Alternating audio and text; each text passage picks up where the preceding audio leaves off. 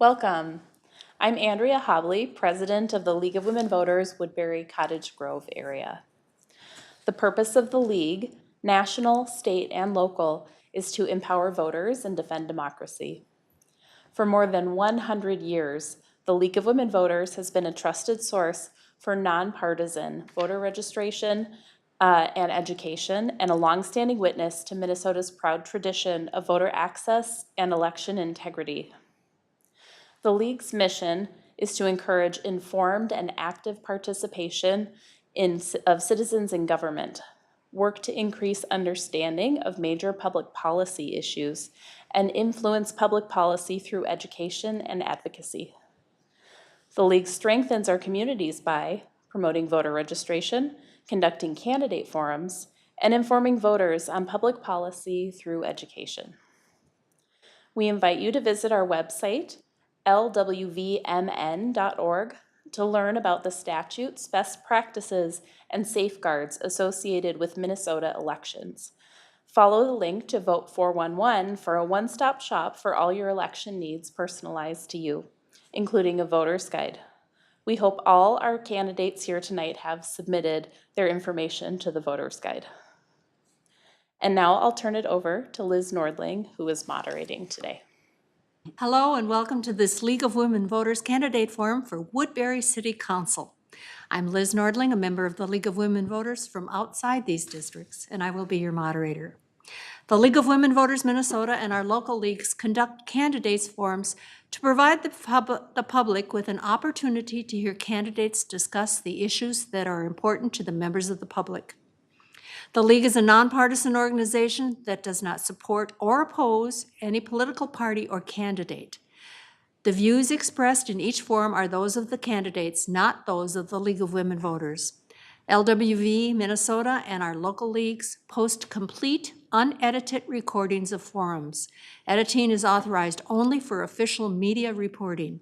Excerpts or edited clips of candidates' forums may not be used for partisan or political purposes.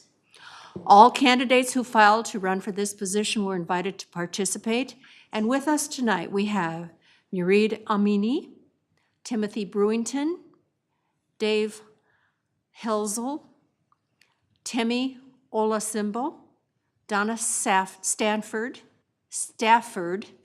and Kim Wilson. And I'm sorry if I messed up any names. To begin with, each candidate will make an opening statement of up to 1 minute. For the opening statements, they will respond in alphabetical order, and thereafter the order of speaking will be rotated. Candidates will have 1 minute to respond to each question. Candidates, you don't have to use the full time. You can just say what you have to say and be done, and that will allow time for more questions. So we'll begin with our opening statements, and we'll start with Murid Amini. Well, thank you to the League of Women Voters and the SWCTC for hosting this forum. My name is Murid Amini, and my family has called Woodbury home for the last 20 years. Now, Woodbury is a great city, but we can be even more. And while I appreciate the efforts of the current City Council, it's time to fill those seats with world-class experience. Someone who's helped global businesses and larger governments manage crises. Someone who can handle the growth of this city, but also deal with economic downturns. We need a leader who can handle protecting your property values as well as protecting the citizens so that the community can feel safe and thrive. And most importantly, we need a leader who can ensure that the voice of every citizen is heard and can ensure that your needs and concerns are at the center of every decision we make. So tonight, I want to share my vision of how we can make the city of Woodbury the premier destination for businesses and families. Thank you. Thank you. Now with his opening statement is Timothy Brewington. Good evening and hello, Woodbury. My name is Timothy Brewington. I am a proud 11-year resident of the city of Woodbury. My wife and I have raised our 3 children here. We purchased our first home here, and we plan on retiring here. I've been serving this city since we arrived here 11 years ago. I am a local pastor, so I speak to a lot of people in our community and I hear their concerns. I'm one of the founding members of the Multicultural Advisory Committee for Public Safety, where we're connecting the community with the police department. I have also had the privilege of serving on the Parks and Natural Resource Commission for the past 6 years, where we have supported our parks, trails, recreation activity, and I'm excited about our environmental stewardship program that we are implementing, and I ask the community to support that. I am running for city council because I love this city, and I want to serve the city that has served me so well. Thank you.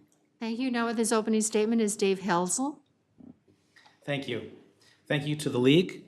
Thank you for SWCTC for televising and voters for watching on the live stream. My name is Dave Hoelzel, and I've lived in Woodbury for 13 years with my wife and 2 children who attend public schools in the 833 district.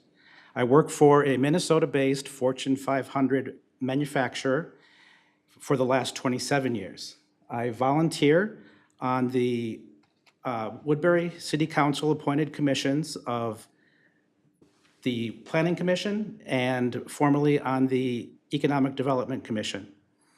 You'll find me poolside with my children's with the swim team boosters.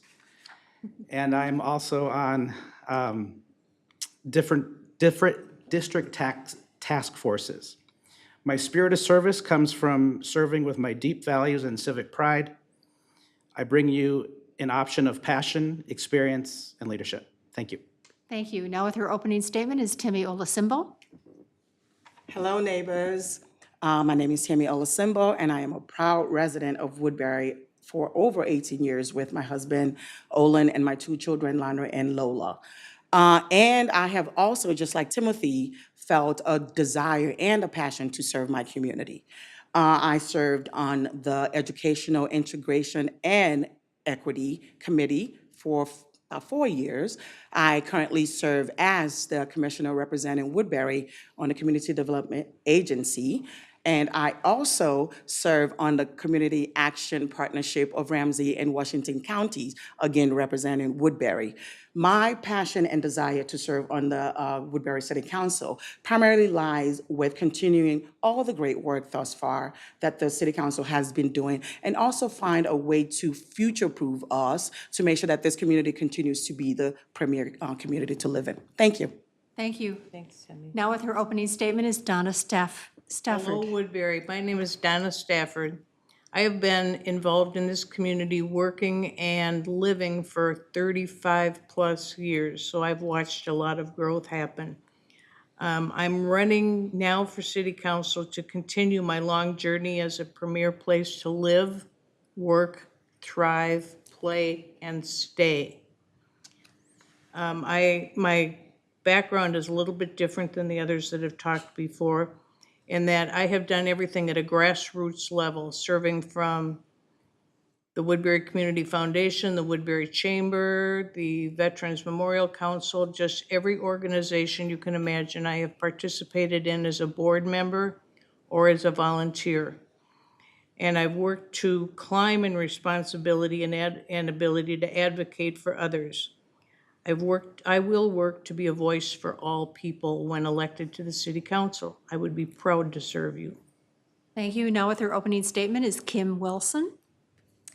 Hi, I'm Kim Wilson. Thank you to the League of Women Voters and SWCTC for putting this on, giving us an opportunity. I'm a longtime resident of Woodbury. I graduated Woodbury High School in 1985. It was a high school, barely. 1993, I moved back here with my family, and 27 years I've been married. We decided to raise the kids here, and 25 years ago, we decided to, I get to stay home with my kids. That has been very rewarding. But through the years, that meant I get to volunteer in a lot of different situations. So I've sat on hockey boards, coached. I'm currently a city council member. And I also am a homeschooling mom and homeschooling mentor to other families. Thank you. Thank you. We'll now go on to our questions, and each person will have 1 minute to answer. And the first question goes to you first, Kim. What do you believe are the top 2 issues that the City Council will need to address over the next 4 years, and why? Just 2? The first thing, I think it's on the top of many people's minds is the public safety department and the staffing of the public safety. We need to bring our staffing levels up. I know that Woodbury is not immune to the staffing shortage that has been happening across the United States. So we need to work hard to recruit and retain good quality police, fire, and EMS. The second issue, it kind of wraps up in together, which is we have our water treatment facility being built. I'm happy to say it should be up and running in 2028, but we also need to continue on with our responsible growth and make sure that our infrastructure has proper funding as we go forward. Thank you. The question now goes to Temmy Olasimbo. Yes, I would agree with Kim on the public safety. I do think that is one of the top issues for any community, making sure that there is trust in the people that we have chosen to protect and serve. And I think another important issue is affordable housing. And I don't think that is something that is unique to Woodbury. As we continue to grow as a city, we have to make sure that the people that are coming into the city have affordable housing. And that's primarily the two issues that I think we should focus on in the next 4 years. Thank you. The question now goes to Murid Amini. Yeah, so I think the two biggest issues that we're going to have to deal with are, number one, adequate management and oversight of the pretty hefty investments that we've made in the water treatment as well as Central Park, and then the upcoming public safety campus refresh. We need to make sure that we're good stewards of those dollars and that costs and schedules don't go out of control, and that we're using tax dollars well. The second thing I think we need to focus on is definitely creating a little more diversity in the zoning, so mixed zoning to encourage more commercial as well as different types of residential, so that folks that are getting priced out of the neighborhood can afford the types of homes that they would like to afford, and also that they have closer access to business and commerce. Thank you. The question now goes to Donna Stafford. Public safety and housing are probably my primary, in addition to transportation. I have a long history of commitment to our public safety department, and I believe that when the community has confidence in its public safety department, the entire community wins. We as a council and as a city and as department heads need to support that. Housing for all, it takes a lot of planning and supporting for the large swath of opportunities that need to be available. Affordable housing, and affordable not meaning just high-rise apartment buildings. It means supporting our seniors in a little bit different way, one-level housing in villages and communities so that it's affordable for everybody who may be on fixed incomes or changing in lifestyles since COVID hit us. Thank you. The question now goes to Dave Hoelzel. Hello. The two topics that I see are water implementation and growth management, but I want to dive a little deeper. I say water implementation is because the current council has done a really good job at getting the plant there designed, but now we need to implement it. It's a big construction project that'll be ripping the streets apart for many years, and we have a water tower that is not yet funded by the state. Second, on growth management, the city is put together with a comprehensive plan. We're currently on the 2040 comprehensive plan, and the page is turning very quickly to the 2050 comprehensive plan. There's been announcements by the Met Council, initial thoughts and plans. We need to stay on top of that because what the Met Council does is what Woodbury does, is how we step forward. Those are my two issues. Thank you. Thank you. The question now goes to Timothy Brewington. Thank you. There are more than two issues that need to be addressed, but I'll answer the question and just state two. The first one is, as many of my colleagues have said, is public safety. As our community grows, we need to make sure we are investing in public safety. We have staffing issues, but we also need to have a diversified force, a force that represents the community that they are serving. The second issue is affordable housing. We have an aging population who are being forced out of their homes because they can't afford it anymore. We have young people who can rent here, but they can't afford to purchase here. And I think there are enough resources in this city that we could address that problem head on, and that's something I would like to focus on if I'm elected to Woodbury City Council. Thank you. Thank you. The next question will go to you first, Timothy. Come on. And it's on a topic you just brought up. What proposals, if any, do you support that would decrease crime and promote public safety in our community? Okay, I love it. Thank you for asking. I'll go right into it. Again, we need to invest in our public safety department, making sure our department is fully trained and prepared to address the issues in the diverse community that we live in now. We also need to build relationships. I think relationship building makes all of us safe. And I've been serving on the Multicultural Advisory Committee for the past since 2019. And we have focused on bringing diverse voices to the department. It's a mutual experience of sharing information, sharing experiences, and we all leave there feeling like we have contributed to our community. So building relationships is important to make all of us feel safe. And we should be good neighbors to each other, look out for each other. Thank you. The question now goes to Kim Wilson. What was it again? I'm sorry. I thought we were going down the row. I knew we weren't, though. No, it's going to be random. I know. What proposals, if any, do you support that would decrease crime and promote public safety in our community? Thank you. Pastor Brewington was 100% right. Community relations is big.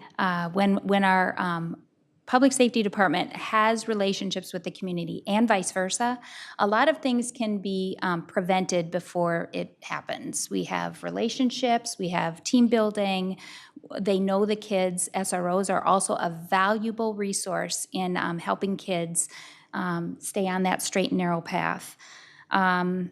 We also have proactive things happening in our community. We have license plate reader systems, which are located at the entrance and exits of like the shopping environments. So we're able to, if there are any license plates that do come back with some sort of arrest warrant or something out there, our public safety is able to respond to that. Thank you. The question now goes to Temmy Olasimbo. Yes, thank you. I think my approach would be what I would consider to be a two-pronged approach, which is building that relationship, which in 2012, I think I was instrumental in having a dialogue between not only the police, the public safety personnel, but also the community. In order for you to really protect and serve the community, you have to know the community, right? So that was something that we did, and I think it was pretty successful. And the MSC actually came out of that discussion with the former police chief. And then I think secondly is the approach of allocating budgetary consideration for safety personnel, right? It is not only the people that you're protecting, but also for the people that are protecting the people. So for me, it's what sort of resources do our police officers need, the EMT, the fire chief, all of those things also have to be in consideration so that there's a direct correlation between the people that we're serving and the people that are serving them. Thank you. The question now goes to Murid Amini. Thank you. The three investments that I think are most important are number one, focus on training and community policing. Research shows that it works. Number two, I think we need to make an investment in better technologies to help improve public safety and things like the license plate readers, drone technologies, things that can help us enforce the laws without putting lives at risk. And then lastly, I think we should invest more in social workers, mental health resources, both for the community as well as for the police department. Think of a police officer who's just been involved in like a officer-involved, shooting or something. Definitely need some mental health resources before I think it would be safe to go back to work so that you can adequately focus on providing the best care and safety to the public. Thank you. Thank you. Question now goes to Donna Stafford. It's probably no secret to everybody that I have a long commitment and history with our public safety department and especially the police department. I believe the community has to have confidence in its department, and then we all win. I'm going to ensure that these needs are met and the community has faith and support in our teams. We have some of the best officers and SROs and reserve officers who commit a lot of time and effort, but it takes also the community. We need to get our neighbors together along with public safety as we do with one night a year with Night to Unite. And that's the purpose why the officers in public safety are all out. We need to all come together and take care of each other. And things are changing as we come out of some COVID type things that occurred where the reputation of our public safety departments are not trusted, and we certainly could trust them in Woodbury. Thank you. And now the question goes to Dave Hoelzel. Thank you. I had the distinct pleasure last Saturday to sit on shift with an officer in a squad car, and it was quite eye-opening. And I have a newfound respect for those officers. I do want to talk about everything was said here. I completely agree with. I'm not going to repeat. I want to talk about two different things. I saw technology in action. It was just amazing how we could take technology, make it into basically a proactive tip, and turn it into a good situation for the community. One of the discussions I had as well, we went by the new light rail area, and it seems to me that there's going to be some more discussions that are going to need to happen as the Gold Line starts running and ensuring that we got that covered. Thank you. Thank you. We'll move on to the next question, and it will go to you first, Dave. Okay. And it is on housing. Okay. Housing affordability is a significant issue. What can the city council do to address this as it approves developers' proposals? Okay. I sit on the Planning Commission, so this is right up my alley. For housing, first, Woodbury, as part of the 2040 comprehensive plan, we have a commitment to 50-50 housing. What does that mean? It's 50% of the larger homes, 50% of townhome apartment building type scenarios. And the question was about affordable housing? The question is, what can the city council do to address this as it approves developers' proposals for affordability? Yeah.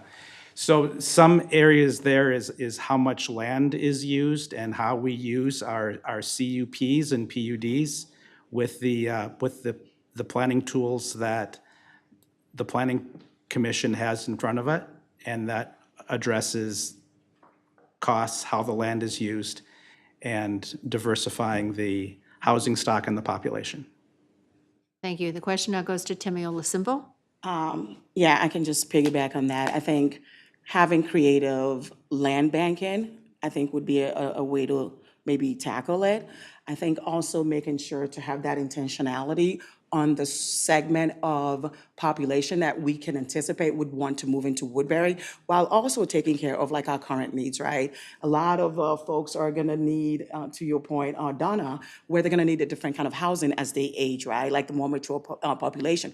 We also wanna make sure that Woodbury, as much as we wanna attract people, we wanna make it affordable for even maybe folks that are trying to buy their, first house, like Timothy and his wife, right? So working on the CDA, what we've been able to do, a lot of times when you have those home ownership programs, it's typically a loan. What we've done is actually have grants, right, where you don't have to pay back, right? Taking that restrictive cost off of people's, burdens, make it a little bit easier for them to be able to afford it. So just having those creative measures in place, I think would be beneficial to the city. Thank you. The question now goes to Kim Wilson. Thank you. What the council has done, I'll tell you, is number one, we have an HRA program in our city that does make available first-time home buyers and then low-interest reinvestment loans for people to fix up their homes. We've also do offer, to Mr. Hoelzel's point, a variety of homes in Woodbury. A 50-50 is pretty accurate on what's going on. We offer single-family homes, single-family detached, townhomes, apartments, In 2024 here, we just approved 489 more affordable housing units that will be built in the next year or so. But I want to add that this is an important part of affordable housing. It's not just giving the housing or creating affordable housing. We also must make sure that those residents are in an area where they feel safe and secure, because they can't move at the end of their lease. It's not as easy. Thank you. Thank you. Question, she got that last little bit in as she got the stop. The question now goes to Timothy Brewington.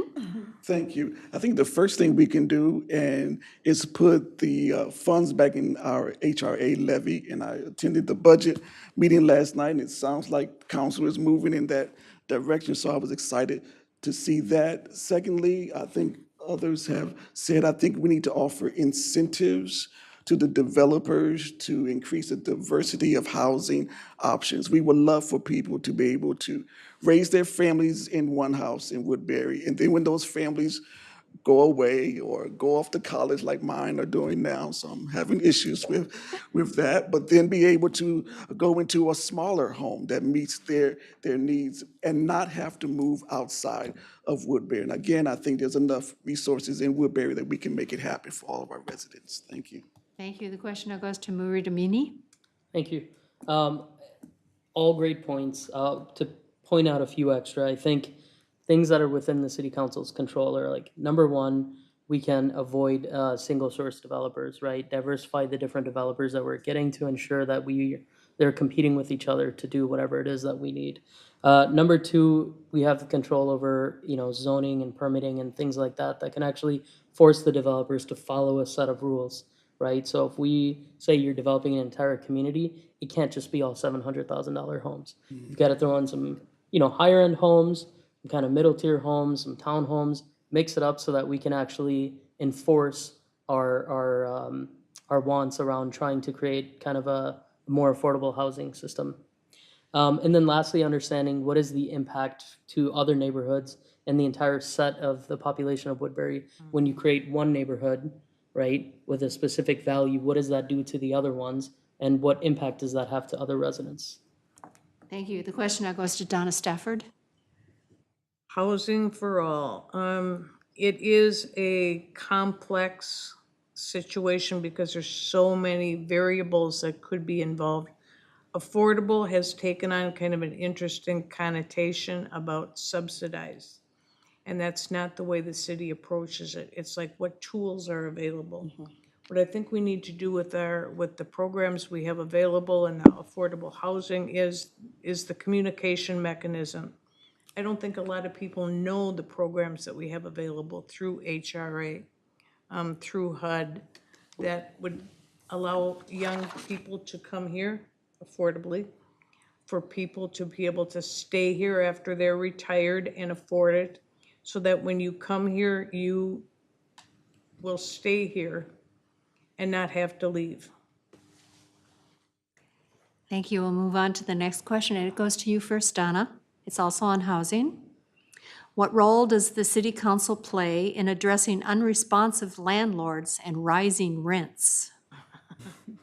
There's a complicated issue that goes all over the state of Minnesota. Rising rents, again, that goes to sometimes with the developers, if it's a new development that's coming in, seeing what, some of it is statutory, that it can't be raised so high that you can't afford it. It goes back to the affordable housing issue. We need to be able to provide affordable housing, rent control, and those need to be in conversations with owners and developers and landlords so that people are living in safe housing, not just low rent that isn't taken care of. Thank you.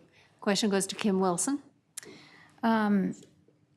So the city this past year has instituted a lease registration type program where all the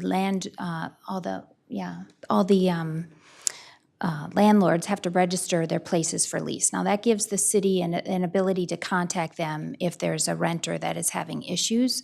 But as much as I appreciate rent controls, I am a less government type of person. So when we have affordable housing and the city gets involved with helping write bonds or help someone get grants, then I believe that we, at that point, would be able to say, you can't raise the rent more than X% a year. We recently had a situation where there was a 55-plus affordable housing community, and the rent increased by 12%. That was unimaginable for those people to be able to pay that rent. So while I don't believe in government control and rent control, I do believe that there are some safeguards for affordable housing. Thank you. Question now goes to Timothy Brewington. Thank you. I was pleased to see that we issue rental licenses now for property owners. I think that can address the safety issue to make sure that people are living in safe housing. As far as, I'm not a fan of rent control. I think the market can drive that, but I would like to see us consider some type of emergency rental assistance for those who are experiencing financial crisis to help them navigate through those processes. And again, people who rent, I was a renter for the first 9 years that I lived in this city, and I was fully committed to what's happening in this city. But I know people, when the rent went up, they had to move out and they live in other cities now, and I think we can address that issue. Thank you. Thank you. The question now goes to Dave Hoelzel. Thank you. Yeah, I was going to discuss the rent licensing program. Just to add on to it, it gives us another tool in code enforcement in that department to ensure that the living arrangements are kept up to code and up to snuff. Supply and demand, I think, is one key piece to this, and that's the free market. We've had 2 developments in the last year come. They're currently at the state level trying to get funding because the approval is just step 1. And in that supply and demand aspect, Congressperson Wilson voted against one of those affordable housing units, and I just can't support that. Thank you. The question now goes to Temmy Olasimbo. Yes, I think for me, it'd be more so the proactive baking some sort of affordability language in the contract with the developer, because I think that's, you get a little bit more of a control and it's a lot less reactive, right? So that would be probably the ideal state for me, is how do we make sure that when we are getting into contractual agreements with these developers, that we put affordability at the front so that they know, that that's something that's important to the community. And I think as it relates to the unresponsive after it's been built and now we do something just because we can, I think it goes again to us vetting the kind of developers that we're bringing into our community, right? Because we have the 10% threshold doesn't necessarily, mean that you do it, right? When you know that you've got senior citizens that are on Social Security that have got fixed income. So I think also outing developers, that do something like that in the world, you know what I mean? It sends a message. Thank you. The question now goes to Murid Amini. Thank you. So in talking about unresponsive landlords and rising rents, a couple of things we can do. Number one, write policies and lobby for laws that help to control some of this negative behavior. I think number two, continue to double down on permitting and licensing, because it allows us to, one, understand who all is doing this, two, create a source of revenue for it, and then three, actually have punitive consequences for people who are being abusive. And then the third thing I think is we really ought to control the amount of property that large investors can buy up around here, because what it does is it drives up home values, is inflates it artificially, and then they basically are able to set rent rates because now they're doing it in dozens or hundreds of properties at once, and so it inflates artificially rent numbers.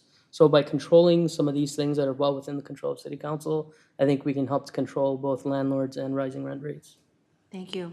Ms. We'll Nordling? move on to the next question, and you'll go first, Kim. Oh, I was going to ask you, since candidate Hoelzel named me, even though he called me Well, Kim, Congresswoman. I'm going to move on to the next Okay, question. that's what I wanted to know. And I will read the next question, and if you care to Sure, use part of got the it. time to respond to Mr. Hoelzel, Yep. I'll let you do that.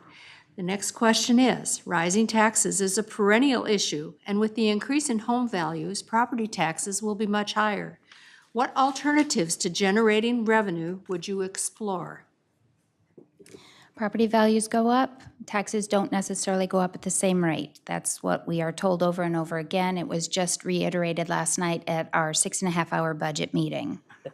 Okay. The things that the city does to generate revenue is look for grants whenever we can. We look for grants and funding to help with our road rehabilitation projects. We look for grants, state bonding for our Central Park. We also have a lodging tax in place now that goes to support our DMO, which hopefully will be up and running and generating some sort of funds here in the next year or so. But responding to candidate Hoelzel, the no vote on the affordable housing was because it was being built on a piece of property that was actually a water runoff area that I didn't think could support high-rise affordable housing. Thank you. Thank you. The question now goes to Murid Amini, and it's on the rising taxes, please. Yeah, so my understanding is that home values actually decreased over the last year. And in terms of property taxes, while they may go up, at some proportion, we're actually quite near the bottom with comparable cities as well as within the county. I think we're fourth from the bottom on both.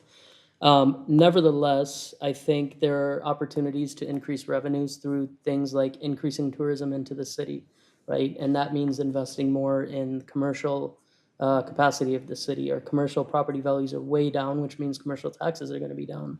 I think we need to get more people in the city, whether it's through shopping, through coming to food trucks, to coming to concerts, community events, sports, whatever it is. We need to get more people in the city every single day. And when they see what a great city it is, well, hopefully they'll want to make the move. Thank you. Question now goes to Dave Hoelzel. Thank you. Congressperson Wilson mentioned grants. The city is looking for grants. Lake Road, that recent construction project was heavily funded with an innovative grant from city staff. The DMO, as mentioned, that's taking taxes from hotel rooms and turning it into marketable events to ripple across the economy. And third, not mentioned yet, we have cannabis coming to town. Within a year, we'll have, the state will do their lottery, and we'll have the opportunity to take in some of those revenues when they come. Thank you. Question now goes to Temmy Olasimbo. Revenues, I guess, from sales, local sales tax could offset that. Partnership in finding creative grants and money, I guess, from the county is another way that we can help alleviate some of that, I think, pressure. Thank you. Question goes to Timothy Brewington. Thank you. I think we have to give kudos to the staff, the city staff, who are very good at finding other revenue streams for our city. I heard a quote the other day, and Councilwoman Wilson may correct me on that, but I heard we got $68 million worth of grants last year. That's $68 million that the taxpayer did not have to contribute to our budget. So I think we lean into our staff, who are the experts at finding those revenue streams, and support our staff with that. Thank you. Thank you. Question goes to Donna Stafford. I agree with Mr. Brewington that we have an amazing staff who does researches every possible resource they possibly can affecting our property taxes. Quite frankly, when I look at my property tax statement, I am amazed that our city can run on the dollars they're collecting from me because it's just minimal. I'm happy to pay it. With regard to the DMO, yes, we can get dollars, sales tax dollars. And we're redoing Central Park. There's a big emphasis on bringing venues and others into our city to see what we have with our parks and our trails, not just Central Park, and our schools and our library and all of the things that we offer and we're aware of. Thank you. We'll move on to the next question, and it will go to Murid first. What do you plan to do to support safe air, water, and soil for our community? Yeah, I think definitely understanding the impacts that certain manufacturers have on our water and the amount of money that we have to spend treating it is important. So we have to figure out with the little resources we have left, how do we focus on air and what was the third thing you said? Air, water, and soil? Soil, I think soil health is absolutely a byproduct of the type of water that we have sitting around here. So I'm hopeful that we work with the water treatment project to ensure that they're accounting for the health of the soil. But I think that there's also opportunities maybe in recycling to try and take some organic material or encourage folks to save their organic material and add it to the soil and improve the overall ecosystem of soil here in Woodbury. In terms of air, I think there's a couple of things. Number one is reducing the amount of just gas emissions, and that's doing whatever we can to encourage folks to use, electric vehicles or electric transport. Thank you. Thank you. Question goes to Timothy Brewington. Thank you. I'm excited to answer this question. We have, on the Parks and Natural Resource Commission, with other partners in the community, we have been working on our environmental stewardship initiative here in the city that will address those issues. The initiative, it has specific goals that address the issues brought up in your question, as well as the tools that we can look at and consider which tools will help us to reach that goal. So I've had the privilege to work on that process. I invite the community to give input on that plan. It's going to take buy-in from everybody. I think the city, though, should be a leader in those things and lead by example, show us how to do it, provide the information that is necessary. So I ask Woodbury to please support the environmental stewardship plan. We need it. Thank you. Thank you. The question now goes to David Hoelzel. Thank you. Yes, I was going to talk about environmental stewardship and that being one of the top 3 initiatives by the city as approved by the council.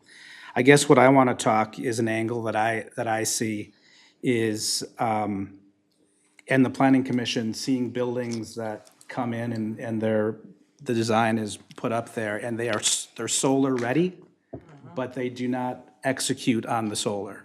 And the reason why we can't push it on the Planning Commission is that there isn't an ordinance to do so. And that's the continual discussion.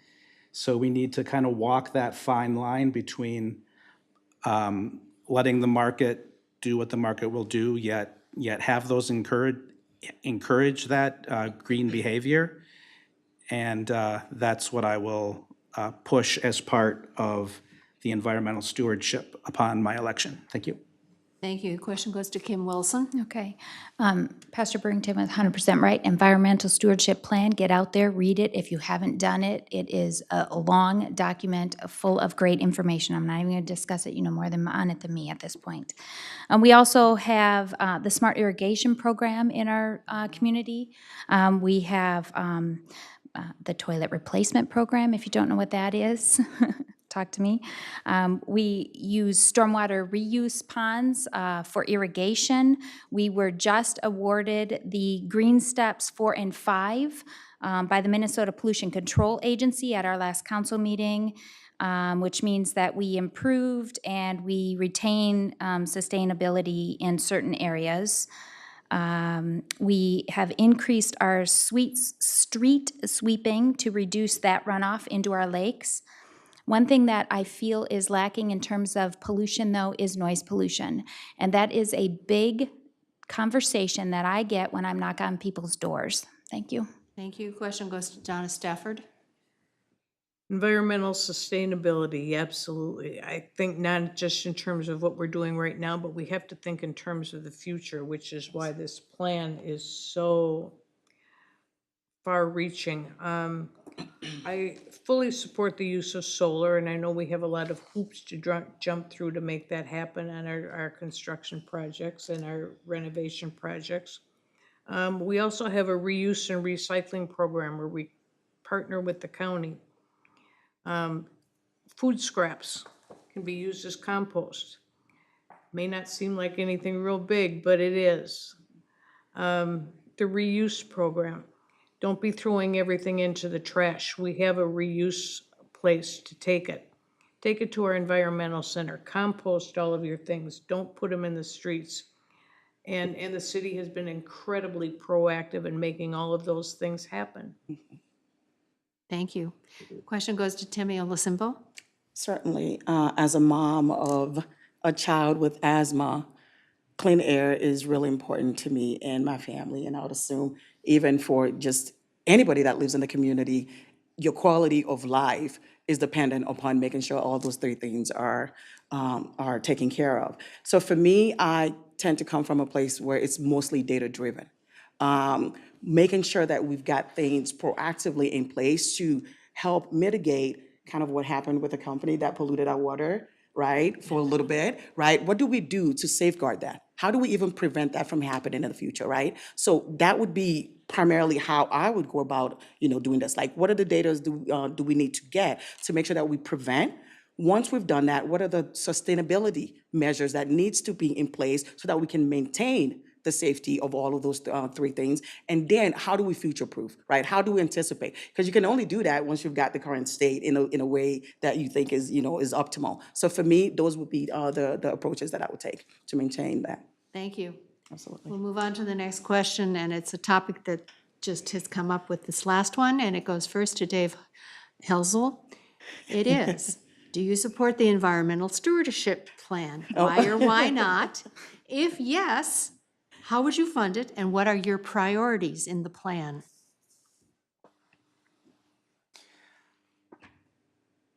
So city staff and the city itself put a lot of thought and effort into this program. So I do support it. And how would I fund it was the question? That I would have, because this is all about choices. And it's about the dollars and serving the most people.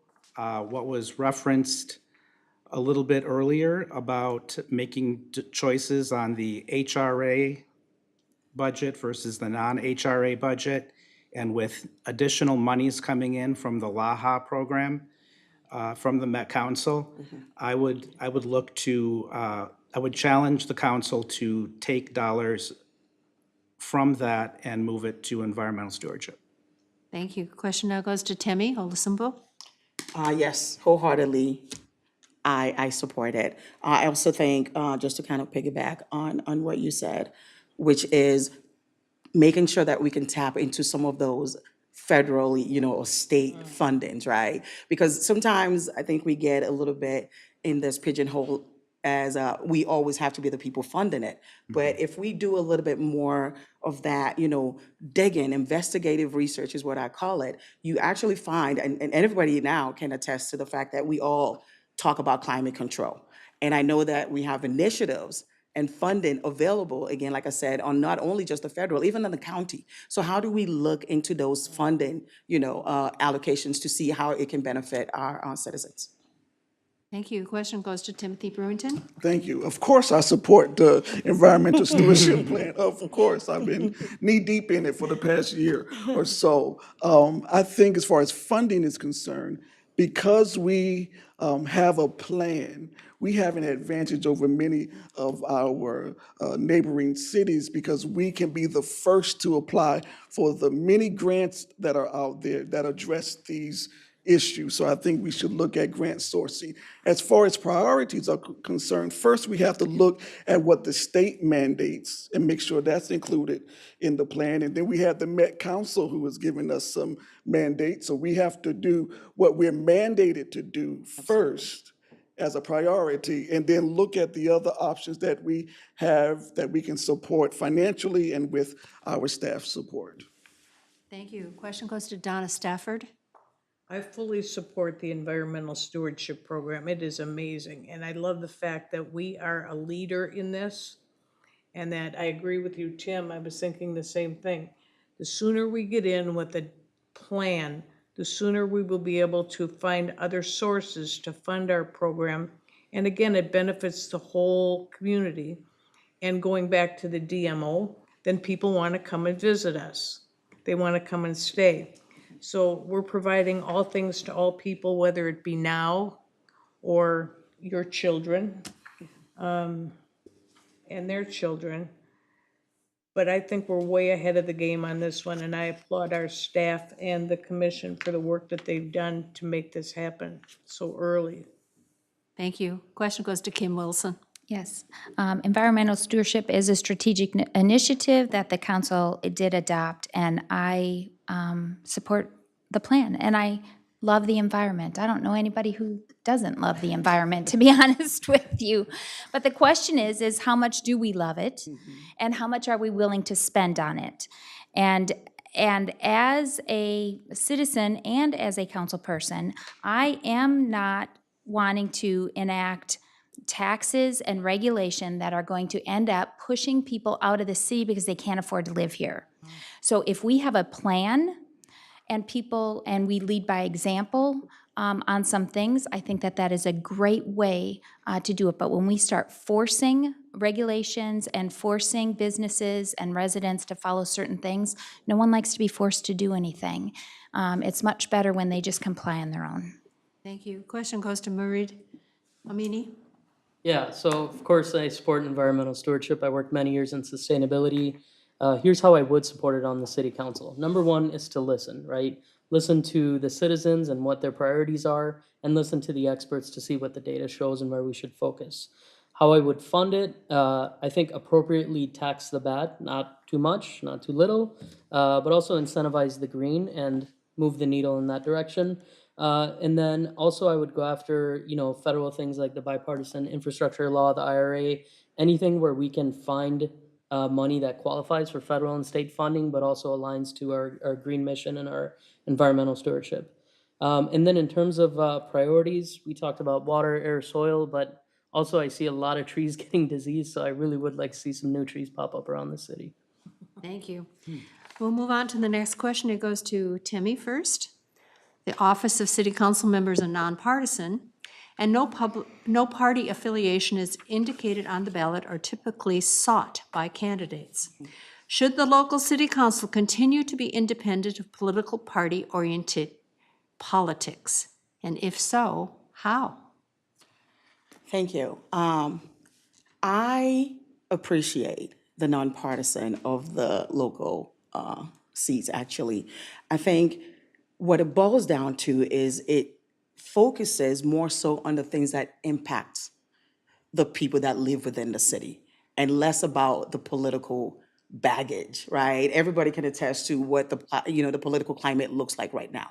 And it frees us up, I think, from having to deal with that. So I would strongly advocate for it continuing to be nonpartisan because I think it makes it a lot more essential for the people that are running for office to truly stick to the values. What are you doing this for? And less about what your political affiliation or ideology is. Thank you. Question goes to Donna Stafford. I am in full support of nonpartisanship with regard to our city council. We are a city where our city council represents the entire city, regardless of political affiliation. And that system seems to be working very well, where I'm not tied to a party, I'm not tied to an area, but I get to represent the entire city of Woodbury. And that's the way it was designed, and that's the way it's working. and with the support of the League of Women Voters, which is nonpartisan, we're all kind of in the same ballpark of working for everybody, not just somebody or a party or an affiliation. Thank you. Question goes to Murid Amini. Yeah, so look, there's good and bad on the left, good and bad on the right, and if we still had a center, there'd probably be good and bad there too. But as you know, Donna mentioned, we're here to represent the city and not here to represent a national party. And so remaining nonpartisan allows us to not be beheld to any one package of policies, but to cherry pick from the entire gamut, whatever is absolutely best for the city and the citizens. Thank you. Question now goes to Dave Hoelzel. Yeah, Woodbury is a statutory city. We're all representing like we're at large. The focus should really be on streets, water, planning, and must remain separate, as it is. Now, there's been a lot of conversation on the council in these meetings about some representatives bringing in those political aspects, and that is something that I think needs to continue to be watched. And there's been a code of conduct put in place because of it. Thank you. Thank you. Question goes to Timothy Brewington. Thank you. I prefer it to stay nonpartisan because I think we can focus on the issues, streets, budgets, things that matter most to our community. But we also have to tell the truth, that in some ways on both sides, there's conversations being had, there's movement in one direction or another. We could sit here and pretend like it is not happening, but it is. So the question may be, since they're already kind of swimming in our lake, how do we want there to be a participation that best represents our community? Again, I probably would not be running if I had to declare one party or another. But the truth is, they're already involved in this race and other quote-unquote nonpartisan races in this community. And maybe that's the larger conversation we need to have at another time. Thank you. Question goes to Kim Wilson. Yes, it should remain nonpartisan, and it should also remain at large. The ward, although it makes campaigning a whole lot easier for all of us, it does not do the citizens any good, the residents. If you have someone in your ward who represents you and you're not getting the response or the attention you think, you can't go to someone else. So I want to remain nonpartisan and at large. But being nonpartisan doesn't mean you have to give up beliefs and values. The great thing about the local government is we can all serve because a lot of things are streets and sewers and water and environment and trees and all the things that we say we want, those aren't partisan. Correct. Thank you. There's never enough time to cover all the issues, and I'm afraid that was our last question, and we are now moving to closing statements. The hour's gone by very quickly, hasn't it? We're going to go in reverse alphabetical order of our opening statements, and we will begin with Kim Wilson, and each person will have 1 minute. Thank you. Thank you again to the League and the Cable Commission for this evening. Each one of us here, as we've all heard, brings something to the table, something different and unique. I love the communication and collaboration that we've had, the listening that we can do with each other. But I also bring a variety of experiences that would maybe otherwise be missing from this council or overlooked or unheard.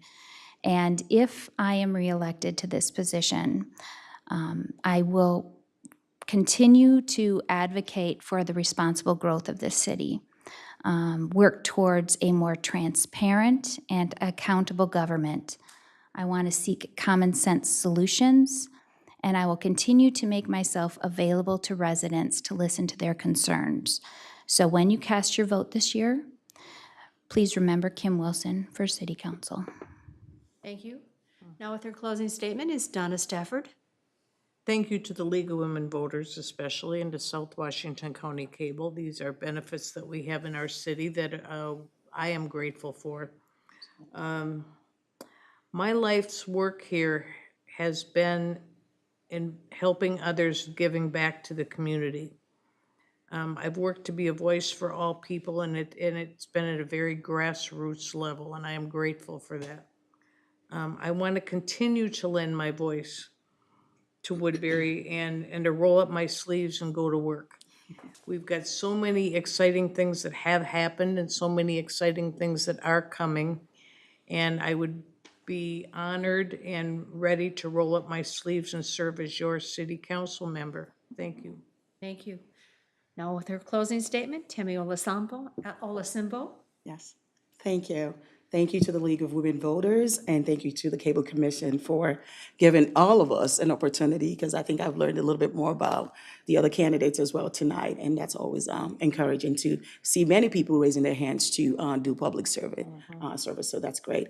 I think for me, what I bring not only is that desire to serve, that servant leadership, the empathetic, leadership style, but I also bring a wealth of corporate skill sets. I've been in corporate America for over 20 years. Right now, currently, I lead research operations in one of the Fortune 500 company.